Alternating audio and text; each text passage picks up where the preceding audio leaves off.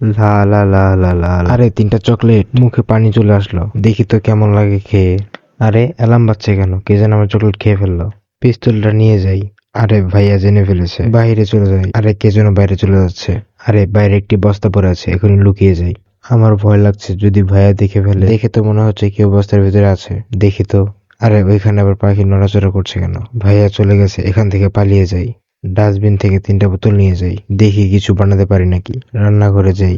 আরে একটা বিস্কুটের প্যাকেট আছে, দেখা যায়। বিস্কুটটা বের করি। বিস্কুটগুলো ঢেলে নেই। বিস্কুট আর ক্রিম আলাদা করি। বিস্কুট একটু পানি দিই। বিস্কুট আর পানি দিয়ে একটি ডো বানাই।